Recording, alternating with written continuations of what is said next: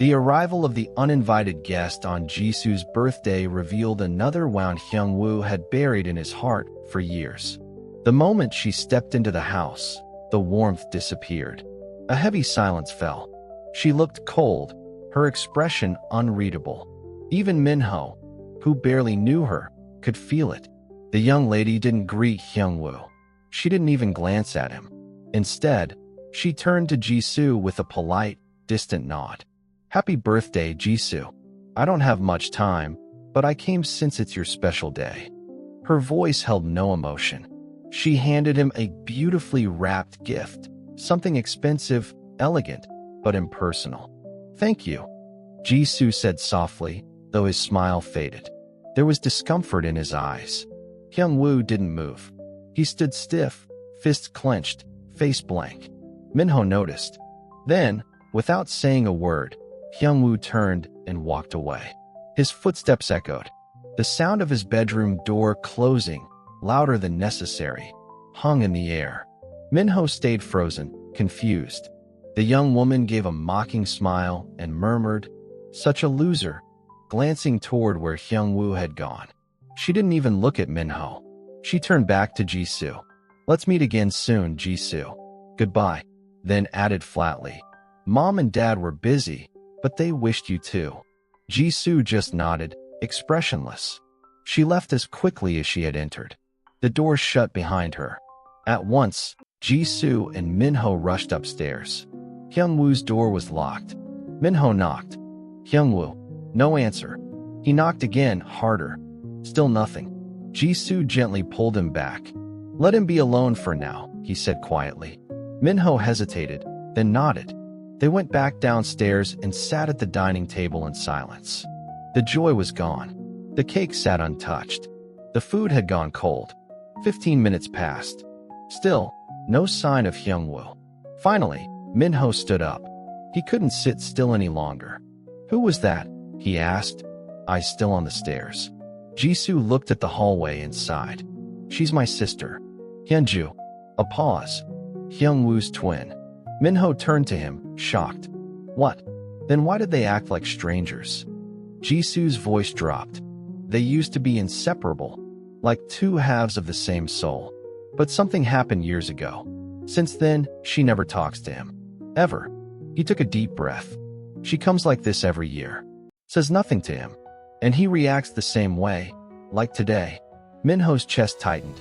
He went back upstairs. This time, Hyungwoo's door was slightly open. Inside, Hyungwoo sat on the edge of the bed, motionless. His shoulders were slumped. His eyes, distant. Minho stepped closer. Then he saw it. Blood. A fresh cut on Hyungwoo's wrist. He froze for a second, then rushed forward, gently grabbing Hyungwoo's arm. "You did this to yourself again?" Minho whispered, voice shaking. Hyungwoo didn't answer. Minho's throat tightened. He wanted to cry, scream, but instead, he reached out and ran his fingers softly through Hyungwoo's hair. "You don't have to do this," he whispered. "Whatever you're blaming yourself for, it's not your fault." Hyungwoo didn't react, but his fingers curled slightly. "If it hurts, tell me," Minho said. "If you're drowning, let me in. But please, stop hurting yourself. Please." Silence. Then slowly, Hyungwoo leaned into him. Minho held him. Let him rest there. Let the silence do what words couldn't. He knew Hyungwoo wouldn't cry in front of Jisoo. To Hyungwoo, Jisoo was someone to protect, not someone to burden. But Minho wasn't Jisoo, and he wouldn't let Hyungwoo break alone. Minho whispered, "Say whatever you want. I'm here to listen. Don't carry it by yourself anymore. I'm yours." Hyungwoo's eyes slowly met his, and with a voice that cracked, he finally spoke. "Hyunju is my twin sister. She's 3 minutes older than me. When we were kids, we did everything together." A faint, bitter smile touched his lips. "But we changed. She's the opposite of me. Born for business, just like our parents. She was always meant to take over the company. They all expected me to follow her path." He paused, eyes filling with tears. "But I didn't want that life. I wanted to be a doctor. I wanted to help people, not chase money." Minho listened without interrupting. We all lived here back then. Jisoo was still small. I was 16.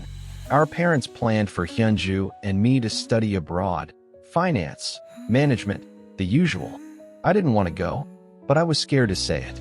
If I refused, Hyunju would stay too. She wouldn't go without me. He swallowed hard. So I kept pretending until the very last day. His voice cracked again. On the morning of our flight, I ran away from home, left without a word. Minho's heart ached.